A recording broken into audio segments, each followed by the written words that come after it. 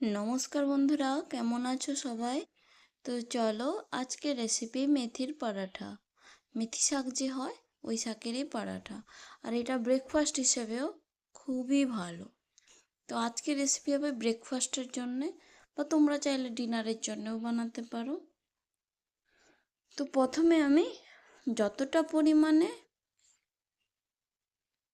আটা নিয়েছি, আটা হাফ বাটি, আর হাফ বাটি বেসন, আর মেথি শাক।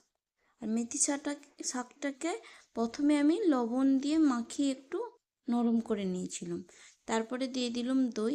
আর মেথি শাক রান্না করা মানে দই দিলে একটা সে তেতো ভাবটা না, ওইটা থাকবে না। তো তারপরে দিয়ে দিয়েছি আমি গুড়। গুড়টা দেবে, গুড়টা দিলে ভালো, আর এখন শীতের সিজন তো ভালোই লাগবে। তারপরে পেঁয়াজ কুচি, লঙ্কা কুচি, কালো জিরা, তোমরা চাইলে জোয়ানও দিতে পারো। অ্যাকচুয়ালি আমার কাছে না জোয়ানটা খতম হয়ে গেছে, তো ওই জন্য আমি জোয়ানটা দিইনি। এবার দিলাম হলুদ গুঁড়ো, লঙ্কা গুঁড়ো, ধনে গুঁড়ো, জিরে গুঁড়ো। ব্যাস, এগুলো সব কিছু দিয়ে ভালো করে মিক্স করে একটা শক্ত করে ডো বানিয়ে নেব। তো আমি এখানে বেসন আর আটা হাফ হাফ নিয়েছি। তোমরা চাইলে আটাটাকে বাদ দিয়ে ময়দা দিয়েও বানাতে পারো, তখন তাহলে একটু কুড়কুড়ে হবে। হ্যাঁ, ময়দা দিয়ে, কিন্তু ময়দাটা অনেকেই পছন্দ করে না, তো সকালে ওই জন্য আমার ছেলেও এটা পছন্দ করে, তো সকালে জলখাবারের জন্য এটা ভালো। তো ওই জন্য আমিও, যেহেতু ছেলে খাবে, একটু হেলদি রাখলাম, ময়দার থেকে আটা ভালো, ওই জন্য আমি আটা দিয়ে মাখালাম। আর দেখো, এই কিছুটা না আমি স্টোর করে ফ্রিজে, নর্মাল ফ্রিজে রেখে দেব। এটাকে আমি আগের দিনও আমি ইউজ করতে পারবো। এবারে চলো, যেমন করে রুটি বেলে তেমন করে আটা মাখিয়ে আমি রুটি বেলে নেব। আর এই ডোটা কিন্তু একটু নরম হয়, মানে যেহেতু আমি ময়দা আর বেসনের পরিমাণটা পুরো 50-50 রেখেছি, ওই জন্যে নর্মাল ডোয়ের তুলনায় এটা শক্ত হবে না, নরম হবে, গোলও হবে না। আর আর আমি অত ভালো রুটি বানাতে পারি না, ওই জন্য গোলও আমার ঠিকঠাক হয়নি। ব্যাস, এটা বেলা হয়ে গেছে।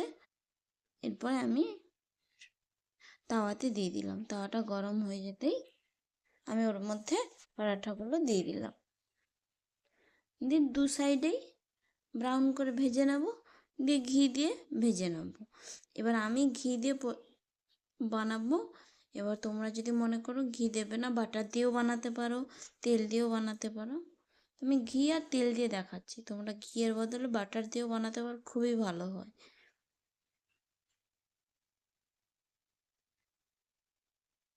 এটা যদি ডিনারের জন্য বানাতে চাও, তাহলে এই পরাটা আর একটু আলু ভাজা, বাস, আর কিছুই লাগবে না।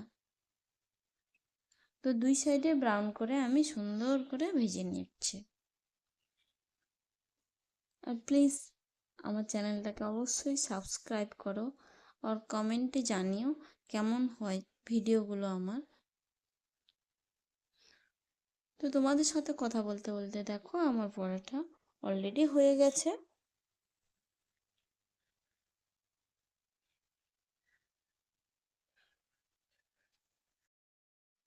তো তোমরা এই রেসিপিটাকে না, তোমরা যদি কোথাও জার্নি করছো, তো এটা বানাতে পারো। এটা কিন্তু ভালো থাকে, কোনো ক্ষতি হয় না, কারণ তুমি দইটা দেওয়া হয়েছে না, ওই জন্য কোনো খারাপই হবে না। বাটার পেপারের মধ্যে মুড়ে ফয়েল করে রেখে দিও, তোমরা এটা আরামসে একদিন পুরো ইউজ করতে পারবে, কোনো অসুবিধা নেই। আর তোমরা যদি মনে করো এটাকে লাঞ্চের জন্যও বানাতে পারো।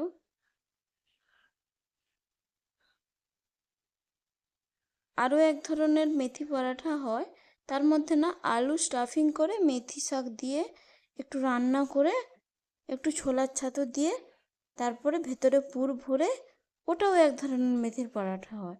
কিন্তু এটা খুব তাড়াতাড়ি হয়ে যায়, ইজিও হয়ে যায়, ওই জন্য আমি এটা বানালাম। আর তোমাদের যদি কারোর কোনো রিকোয়েস্টিং রেসিপি থাকে, তাহলে আমাকে কমেন্টে জানিও যে তোমরা কোনো ভিডিও দেখতে চাইলে আমার।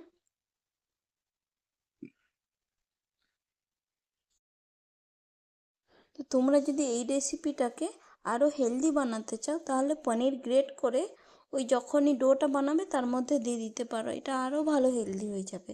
আর যদি এটাকে পুরো ভেজ বানাতে চাও তাহলে পেঁয়াজটা স্কিপ করে দিও, তার বদলে আদাকে গ্রেট করে দিয়ে দিও। তো আজকের এই রেসিপি ব্রেকফাস্টের রেডি। তো চলো, রায়তা দিয়ে এই রেসিপি এই পরোটা খুবই ভালো লাগে খেতে। রায়তা না হলেও এমনিও তোমরা খেতে পারো চা দিয়ে। তো চলো, please like, share and subscribe my channel, আর কমেন্ট করে জানিও কেমন হয়েছে খেতে।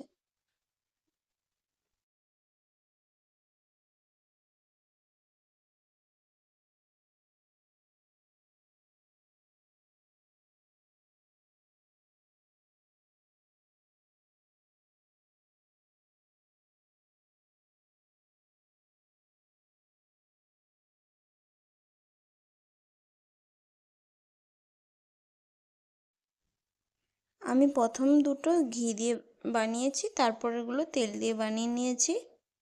তোমরা চাইলে পুরোটা ঘি দিয়েও বানাতে পারো। Bye, please like and share and subscribe my channel.